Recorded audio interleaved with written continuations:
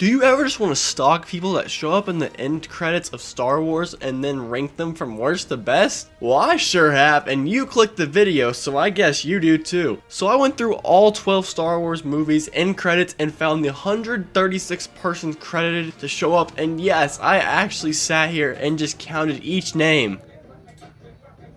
Anyway, let's get stalking going with last place, The Clone Wars movie. Yes, unfortunately, this is technically a movie, so it has to be here, but at least it is in last. And the 136th credited person to show up is Chin Fan Lu. Now, unfortunately, even with my stalking expertise, I could not find this person because every page I visited was in Chinese. So this guy, girl, I don't really know which one. This person, practically for our purpose, doesn't exist except for two things that I could find. One is that this person has helped create this movie, which is not a big help. And two is this person was a cloth artist? Now at first I was like, oh, this person worked in the costume department. But then I realized that this is animated. I've got to be missing something, because what does a cloth artist do in animation? This was an easy choice for last, and now we're just gonna move on to the next, which is number 11, The Last Jedi. Wow, I'm really starting to agree with this list so far.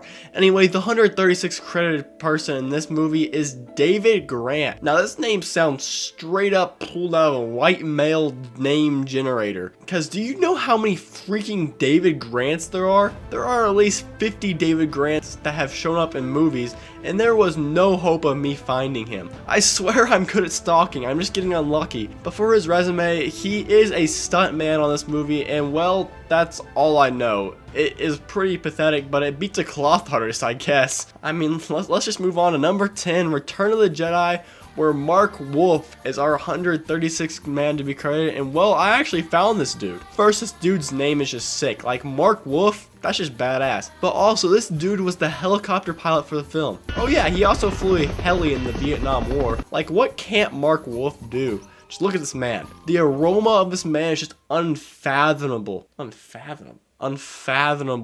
God, unfathomable. Is that right? Who knows? You see these shots from the film? That is thanks to Mark Wolf. He was so good, in fact, that in 1993 he won an award for his work as aerial coordinator and stunt pilot in this film Cliffhanger. More importantly though, he has his own website and a Wikipedia page, and anyone with a Wikipedia page instantly gains importance. Like, I need to make myself a Wikipedia. Oh, never mind, someone got there first. Shame. Number 9 is The Phantom Menace, with the 136 being Rob Inch. Now, Rob Inch these days is one of the top stunt coordinators in the world, with a lot of good movies under his belt. By the time of this movie, he's just a stunt double for Liam Neeson, and well, I think he did an alright job in this movie. Now, I'm not really sure if Mr. Inch should have been higher than my dog, Big Wolf, since Rob Inch let Qui-Gon get shot to the heart. But these moves Robbie Boy pulled off are just way too sexy to put lower. Sorry, Wolf, you're still awesome. Next is Empire Strikes Back, and the 136th man credited is Kevin O'Connell. Now, if you know anything about the NFL, then you know that Kevin O'Connell is the head coach of the Minnesota Vikings. So the Kevin that worked on this movie has been buried worse than the Lars family. Anytime I even thought of the name Kevin O'Connell, Google was already trying to get me to buy tickets. So we're just going to have to rank the head coach Kevin for this video, because the other one is more lost than the IRS trying to tax me. So Kevin has a regular season record of 34-17 in his first 3 seasons, which is extremely impressive considering he still isn't 40 years old, making him the second youngest in the NFL. But while he does have a strong regular season record, he is 0-2 in the playoffs, which is why he is only at 8. I mean, the playoffs is where teams really become legends, and nobody likes a choker. Well, I'll make an exception for him, but you get the point. Kevin O'Connell just can't get it done when it matters most. And number 7 is The Force is Waking, and I low-key forgot I was ranking movies. Anyway, our man for this movie is Rob Inch. Well, I'm not gonna do him again, so let's just look at the dude next to him, Mike Massa. Now, Rob Inch is a way more better stuntman than Massa, but look at this picture of Mikey Boy. Man, this is hot. Oh my god, bro. Oh, hell no, man. Let's just move on to number 6, Revenge of the Sith, with Michael Kingma as R136. Now, first off, being credited as a Wookiee is just lit, but this man didn't just play any Wookiee. Michael Kingma played General Tarful. Also, Michael has only ever been in one movie and is credited in 0 other movies because bro is a professional basketball player in Australia. This homie really just went one and done as a freaking Wookiee. Michael Kingma never said a word and still has had a better career than Dwayne Johnson. Pure respect to this absolute baller. Kingma style. Michael Kingma style. Entering in the top 5 is Rogue One, and CC Smith is our man.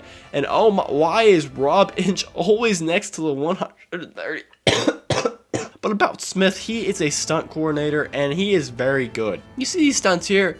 This man was behind it. All these punches and spins and stuff like that, this man. This guy walking, probably not this guy, but who knows, it might have been. Also, here are some stats on him. Height, 5'11", chest, 45 inches, waist, 38 inches, hips, 40 inches, shoe size, 11. Eyes, hazel. Is this important at all? No, but now you know. You're welcome. Number 4 is Solo, and our 136th name is a modern icon, Sam Witwer. And if you don't know him, this clip should help you remember. Kenobi.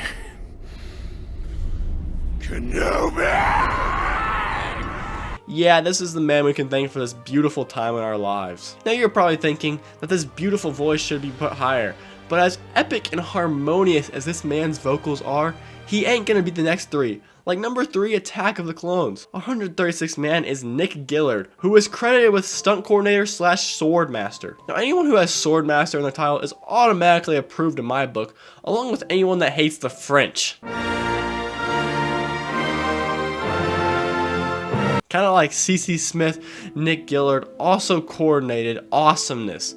But Nick was so much better. Every fight you saw in the prequels, you can thank this man for it. This beauty right here, Nick Gillard made it. This absolutely sexy piece of fighting, Nick did it. All these spins, this man. This jump right here, Nick Gillard did it. This war crime, you know who. Oh, wait, that's me. Number 2 is A New Hope, and our 136th man is Ben Burtt. Now, you've probably never heard this name, because I had no idea too, but this man is a legend. Every Star Wars sound you know is made by this man. Every blaster shot, lightsaber sound, ship sound, Chewbacca's roar, even Yoda's voice, pretty much any sound that makes Star Wars was all created by Ben Burtt. And he also has 2 Oscars to show for it, with plenty more nominations. It's fair to say without Benny Boy, Star Wars just wouldn't be the same. It'd be more like Star Trek or something like that. Besides that though, Ben wasn't good enough for number 1. And that is because number 1 is Rise of Palpatine. No. How did this happen? Who could possibly be so awesome to... Oh, it's Liam Neeson. Here comes Peter Cottontail. Well, I guess even bad movies have some redeeming qualities. And I don't think I need to explain why this man is number 1. Hey.